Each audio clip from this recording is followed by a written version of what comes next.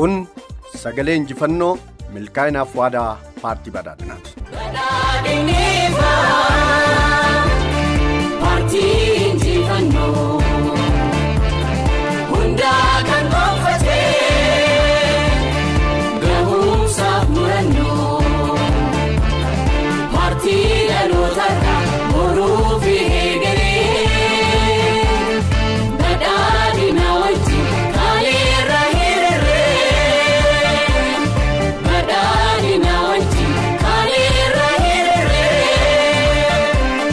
hundi keenya badhaadhina irree tokkoon badhaadhina badhaadhinni hundi keenya.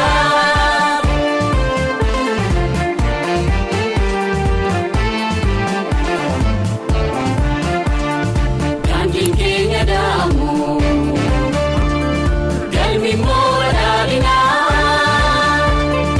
badhaadhina badhaadhina galmi gaafsoo keenya fiideen badhaadhina.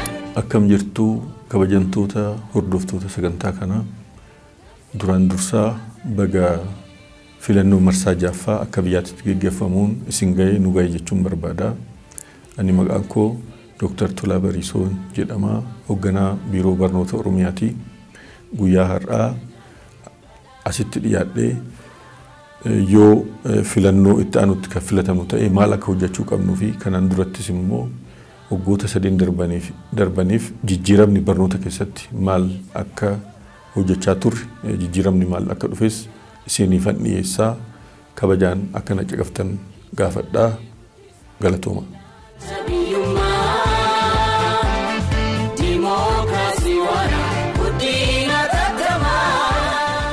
Guyyaa har'aa waa'ee jijjiirama seektara barnootaa keessatti hojjechaa turree fi itti aanee immoo filannoo marsaa jaaffaa kana keessattis yoo uummanni keenya kan nu filu ta'e hojii hojjechuuf yaadne ibsuun barbaada.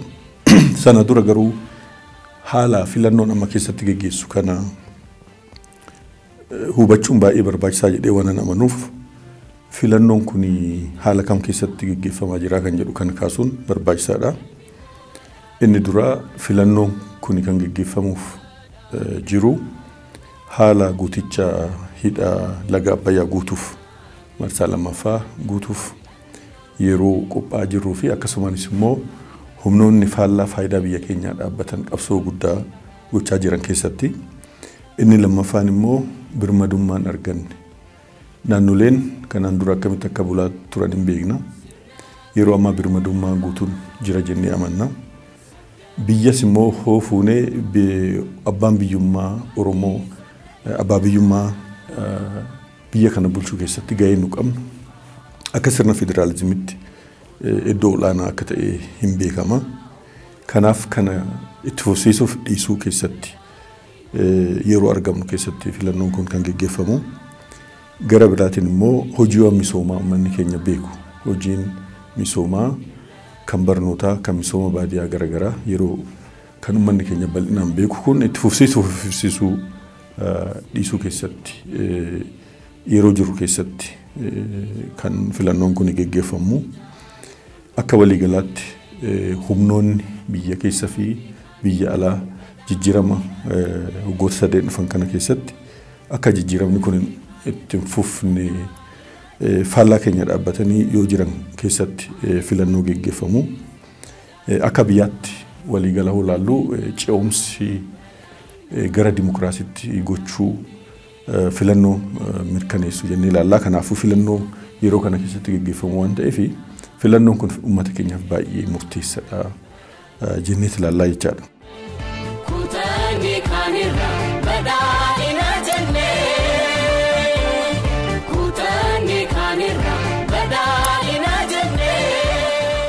Gara barnootaatti yoo dhufnu egaa barnootni bu'uuraan meeshaa guddinaati jenneeti kan laallu. Barnoonni meeshaa guddinaati. Meeshaan biraa barnoota malee kan guddina mirkaneessu hin jiru. Sammuun namaa akka banaa ta'u, namni akka beeku, akka kalaqu, addunyaa akka baru meeshaa taasisuudha. Jireenyi ilma namaa sadarkaa fooyya'aatti akka guddatu meeshaa taasisuudha. Iccitiin biyyoota badhaadhanii fi biyyoota boodatti hafanii waan biraa odoo hin taane fe'ii fi dandeettii isaan barnootaaf investimentii barnootaaf geggeessuu irratti taasisan irratti kan hundaa'udha. Egaa kun tokkoffaa fe'ii barbaada. Fe'ii qabataniif qofan ta'u immoo dandeettis ni gaafataa jechaadha. Kanatu guddina biyyaa murteessaa. Mootummaan naannoo Oromiyaa waan kana haala waan xiyyeeffatuuf waggoottan darban keessatti hojii baay'ee barnoota keessatti jijjiirama waan fiduu danda'an baay'ee argisiisee jira jechaadha. Egaa jijjiiramni kun maal jechuuf hubachuu fi jijjiiramumtu maal kan jedhu yaadarimee jijjiiramaa kanarrattis walii galuun barbaachisaa natti fakkaata. Jijjiirama yoo jennu wanti tokko gartokkeen jijjiiramuu yookiin fooyya'uu yookiin immoo guutummaan guutuutti jijjiiramuu waliigala jijjiirama jechuun waan beekamu tokkorraa waan hin beekamnetti deemuu jechuu keenya jechaadha. Kanarraa kaanee yoo ilaalle jijjiiramni gartokkee jijjiiramuu yookiin fooyya'uu yookiin waan hin beekne irraa gara waan beekamu irraa gara waan hin beeknetti deemuu yoo ta'e barnoota keessatti maaltu jijjiirame waggoota 3 darban waggoota 3 kanan waggoota jijjiiramaa jennee ilaalla. Barreen kunis wanti hojjetamaa turan wanni irraa fudhatamu jiraachuu mala. Fakkeenyaaf barnoota keessatti waggoota kurnan darban yookiin waggoota 30 keessatti carraan barnootaa babal'atee manneen barnootaa ganda tokko isaa qaqqabee ijoollee miliyoonaan lakkaa'aman carraa barnootaa argachuun kun akka waan gaarii tokkotti ilaaluun ni danda'ama. Walgitiinsa barnootaa soo fudhannee walgitiinsi barnootaa naannoo horsiisee bulaa fi qonnaan bulaatti baadiyyaaf magaalatti shamarranii fi ijoollee dhiiraa jidduutti garaagarummaan jiru baay'ee dhiphataa akka deemu kuni hojii gurguddaa akka ta'e ilaaluun hin danda'amu. Keessumattuu waggoota 3 jijjiiramaa jennu kana keessatti barnoonni Oromiyaa sadarkaa guddatti jijjiirama yeroo argisiisee jennee kaasuu dandeenya. Inni tokko tarkaanfii guddaa kan jennu jijjiirraa imaammataa jennee kan fudhannu barnoonni sadarkaa tokkoffaa idileen duraa jechaadha. Barnoonni idileen duraa kun akkuma beekamu duraan imaammata barnootaa keessatti abbootii qabeenyatiif kan dhiifame naannoo magaalaa keessatti kan daangeffamedha. Haa ta'u malee ijoolleen bu'uuraan wal dorgommii qixa qabaachuu akka dandeessu jijjiiramni imaammataa godhamee jira. Kanaafis barnoonni sadarkaa tokkoffaan dura bakka hundattuu idilaa akka deemu imaammata keessatti jijjiirran kan dhufe ta'uusaa kun jijjiirraa tokko jenneeti ilaallaa jechaadha. Waan duraan hin jirre jijjiiramu waan duraan hin jirre kan amma jiraachuu danda'u yookiin kan fooyya'e jennee duratti haala kaasne kanaan bu'uuraan jijjiirraa tokko jennee kan kaasnu kana jechaadha. Inni lammaffaan barnoota sadarkaa lammaffaa keessatti barnootni ogummaa akka dabalamu gochuun kunis bu'uuraan jijjiirraa imaammataa jennee ilaalla. Kanaan dura akkuma beekamu barnoota waliigalaa fi barnoota ogummaa teeknikaa jedhamee bakka lamatti qoodamee kan ilaalamudha.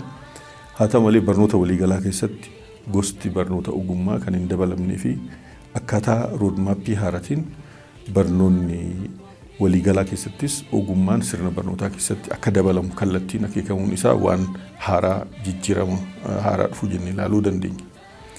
Karaa biraatiin immoo hoggansa barnoota irratti jijjiirama jiru.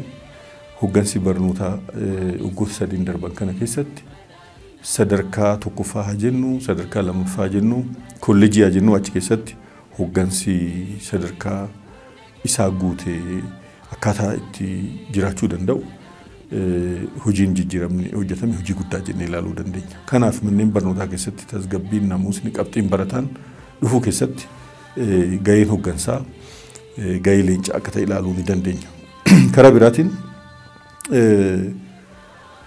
wanta duraan hin jirre ijoollee keenya barnoota idileen dura jalqabsiisuuf sochii jalqabni kan deeggaruu danda'u sagantaa OBN irratti OBN game jennee kan amma jalqabe kunis jijjiirama guddaa tokko jennee ilaallaa jechaadha. Ijoolleen Oromoo duudhaa isaanii baranii akka guddatan waan isaanii ta'u qabiyyeen kun oomisha qophaa'ee chaanaalii mataa isaa danda'u hundeeffamee deemuun isaa kun akka jijjiirama guddaa tokkotti ilaallaa jechaadha.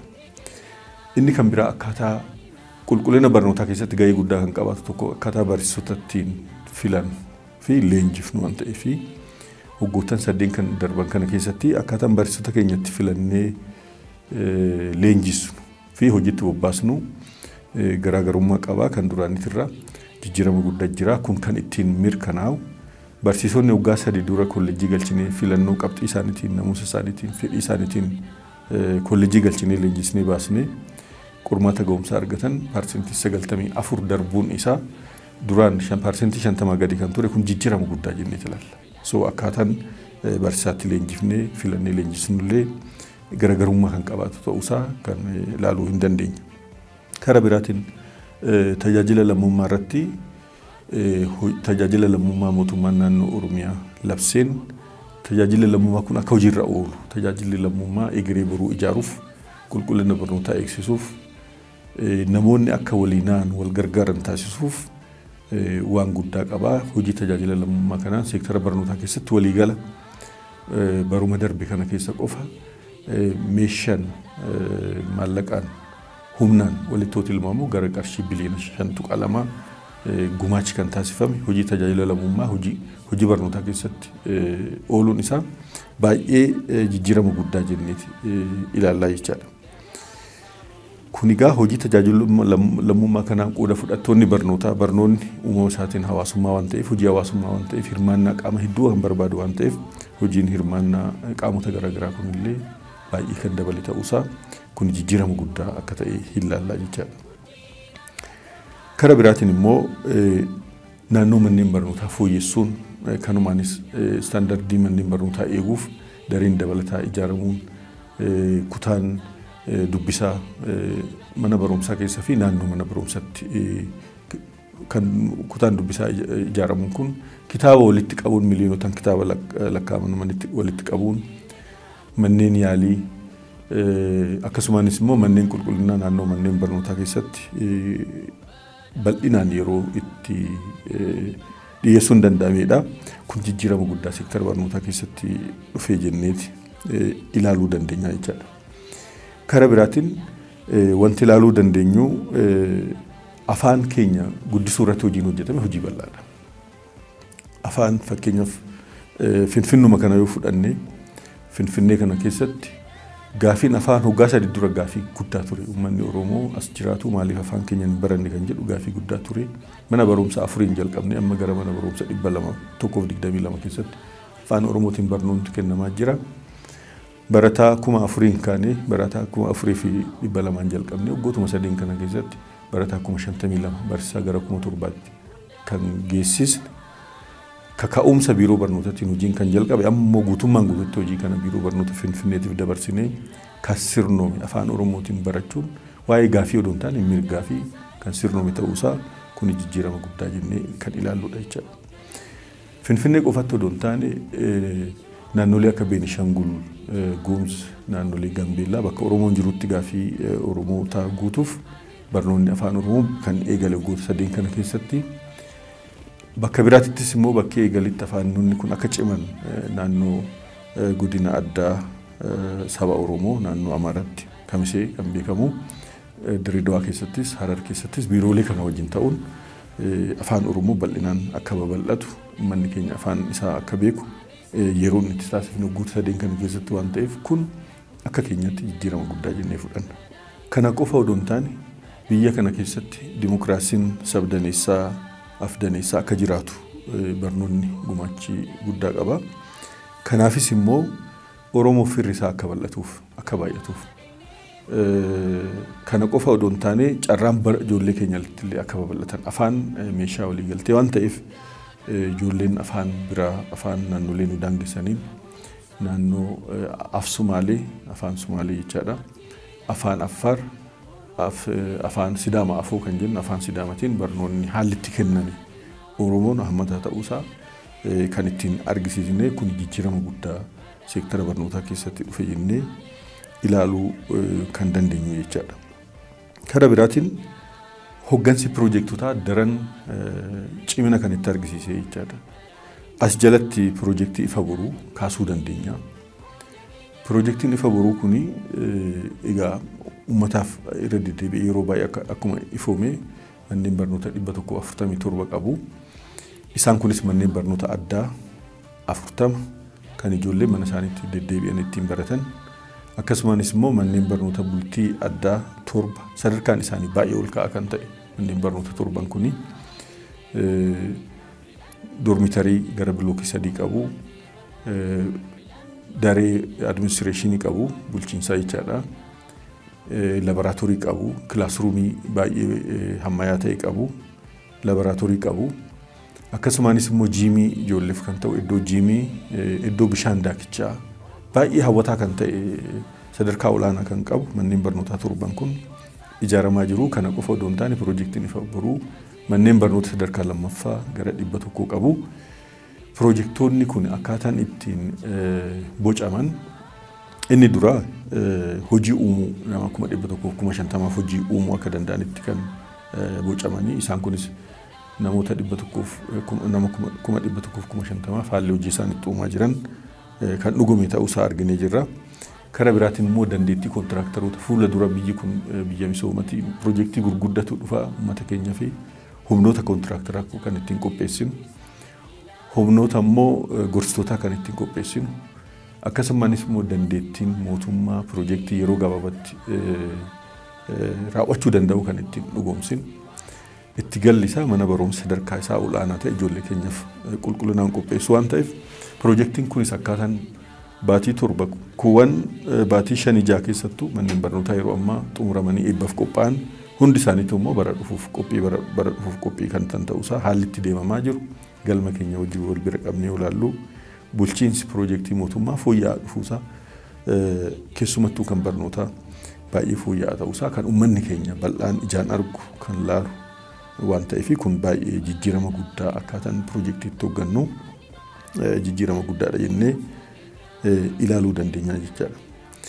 Gara biraatiin barnoonni akkasumatti lafaa ka'ee kan hoogganamu odoo hin taane garee tarsimaa dhaabee biiroon barnoota Oromiyaa qo'achuudhaan qo'annaa irratti kan hundaa'e rakkoolee san barbaaduudhaan qo'annaa irratti kan hundaa'e inni kunis qorannoo garaagaraa kan geggeessaa turre fakkeenyaaf qabxiin barataa maaliif guddachuu didee Oromiyaa keessatti ijoolleen fakkeenyaaf kutaa 12 yoo fudhanne bara 2011 keessa ijoollee 16 qofa kan qabxii 600 fi isaa ol fide barreen achaanan keessatti immoo bara 2006 fudhanne barataa tokko qofatu 600 ol fide bara 2007 tolaallee barataa 6 ture bara 2008-9 barataa 9 kan ture jechaadha bara 2010tti barataa 20 bara 2011tti barataa 16 gad deebi'ee 20 irra bara kana holaalli immoo barataa 152tu qabxii 600 ol fide jechaadha barataan bara kana yuunivarsiitii galee barataa 56 ol Oromiyaa keessatti jechaadha kuni qo'annoof qorannoo geggeessineen qabxiin barataa keenya akkamitti maal ta'e fooyya'aa kan jedhu hojjennee waliigala hojjennee kan dhufeedha jechaadha kanaaf barnoota keenya qo'annoof qorannoon deeggarree jirra kun akka fakkeenyaatti qabxii barataa akkamitti fooyyessuu akka dandeenyu dubbisuu fi barreessuu barataan akkamitti danda'u akka qabu qorannoo irratti waan hundaa'e hojjennee jirra gara biraatiin immoo wanti qorannoo irratti ilaalle hoggansi taaksii maal ta'uu qaba hoggansi taaksii mootummaa federaalaatiin kan murtaa'u yoo ta'es yaada dhiyeessinee jirra jechaadha barnoota keessatti barnoonni seektara barnootaa keessaa namni jiru barataan miskiina wannoo baay'een qabu barsiisan akkasii seektarri barnootaa wantoonni taaksii ta'uu qaban taaksiin bilisa ta'uu qaban immoo maal ta'uu qaba kan jedhu qorannoof qo'annoon haalli waraqanni qophaa'ee murtii mootummaatiif dhiyaatee jira. Yeroo ammaa kana barattoonni qaxaleen baay'achaa jiru. Barattoonni baay'een qaxaleewwan horatamaa jiran kun immoo yuunivarsiitii keessatti akkamitti jiraachuu danda'u? Carraan isaanii maal ta'uu danda'a? Dhaabbileen akkamitti jiraachuu qabu biyya kana kan jedhu yaada imaammataa kunis qo'annoof qorannoon kan dhiyaatetu jira. Kolleejoonni akkamitti hoogganamuu qabu? Kolleejoonni leenjistoota barsiisaa suni maal ta'uu qaba kan jedhus wanni qoratame qo'annoof qorannoon irratti hundaa'ee wanti jiru jira.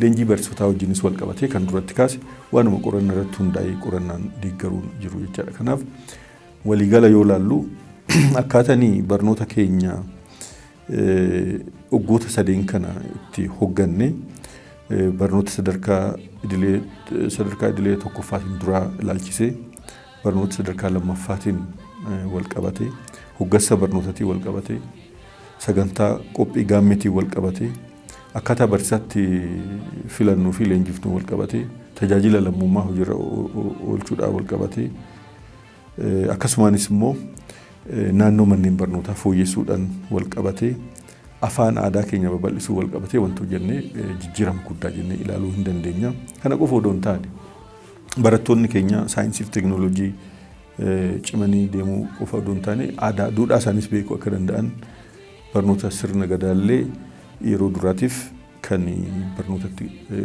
sirna barnootaa hojiirra kan oolchinedha. Manni barnootaa keenya immoo kitaaba gahaa akka qabaatu barnoonni ICT'n illee akka deeggaramu hojjettaafin godhamee guddaadha.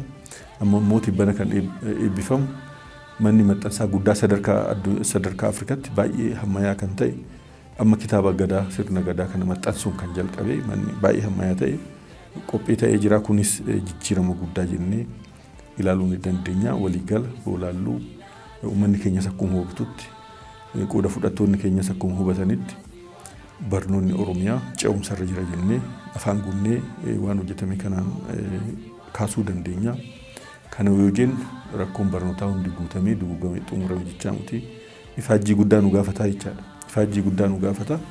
Kanaaf amma filannootti gaafa dhiyaannu haa filatamnu jennu yoo filatamne maal hojjennaa kan jennu kan ammoo waan tokko kaasuun barbaada. Inni duraa uummanni keenyas nu filatas jennee ilaalla. Maaliif waan hojjenneef beekna. Nu filata taanaan uummanni keenya akka nuti ilmaamnu kanatti maal hojjenna jennee yoo uummata keenya beeksisuu barbaannu inni duraa sirna barnootaa sadarkaa amma barnootaa jiru kana guutummaan guutuutti hin jijjiirra. Barataan dandeettiif kalaqni beekumsi isaa akka cimu wanta baay'ee barbaachisaa isa keessaa sirni barnootaa rakkoo akka qabu qo'annoo roodmaappiitiin adda bahee waan jiruuf sirni barnootaa kutaa tokko ka'ee hamma kutaa 12 jiru guutummaan guutuutti hin jijjiiramu jechuudha. Kuni gara barumsa 82 ta'a. Isaan kuni amma koreen dhaabbatee sirna barnootaa kana jijjiiruuf hojjetaa jira. Kanaafuu sirni barnootaa kun filatama taanaan guutummaan guutuutti jijjiiramee ijoollee keenya dandeettii ogummaa beekumsaan cimsuu kan danda'u sirni barnootaa haaraa hojiirra ni oolchina. Inni lammaffaan immoo barnoota sadarkaa idileen duraati irratti xiyyeeffannaa jechaadha. Isaa imaammata keessatti bocamee daree O-class jennee jalqabni kana idileessuudhaan manneen barnoota sadarkaa tokkoffaatiin dura yookiin oolmaa daa'immanii jedhamee kan beekamu kana bal'inaan ni ijaarra. Bal'inaan ijaaruudhaan barsiisota leenjisuudhaan jalqaba irratti daa'imummaarraan ijoollee keenya irratti hojjechuu baratti eegallu ta'a jechaadha. Sadaffaa irratti piroojeektoota ifa boruu bara kana jalqabni kana manneen barnoota 100 sadarkaa lammaffaa ammayyuu xumurree farnicharii galchaa jirra.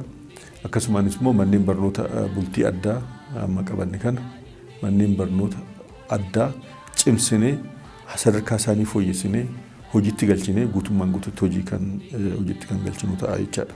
Kun barnoota Oromiyaa keessatti jijjiirama bu'uuraa waan fiduu danda'udha.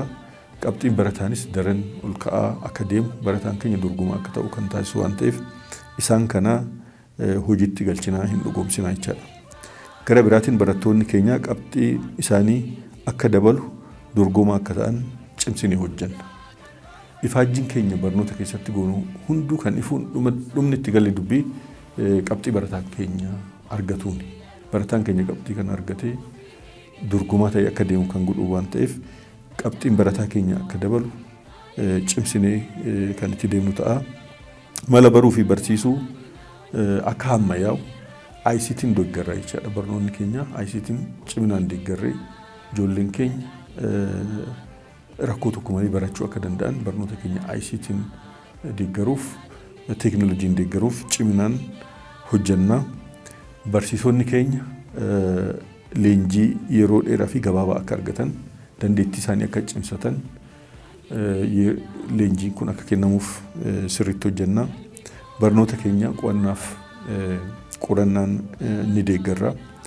Hojiin barsiisummaa hojii kamuu caalaa haadhoo ijoo hojii hundaati jennee ilaalla. Hojiin barsiisuu hin jirre hojiin kamuu jiraachuu hin danda'u.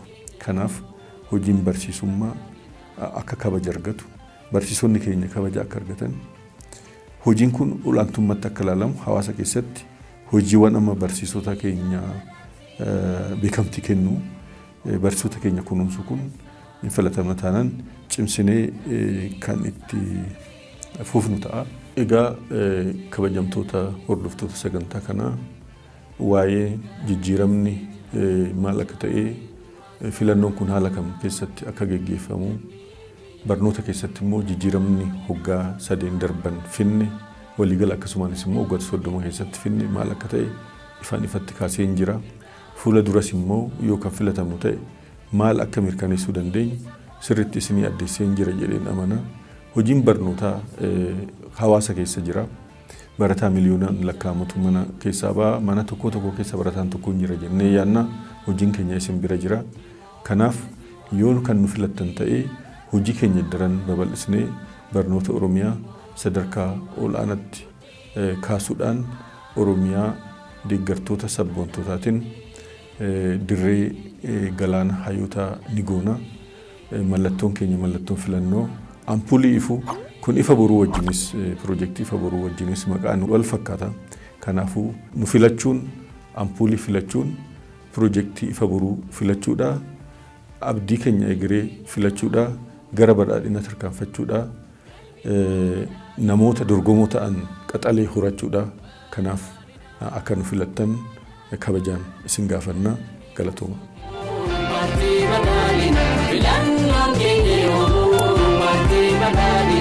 Kun sagalee injifannoo milkaa'inaaf waadaa paartii badhaadhinaati.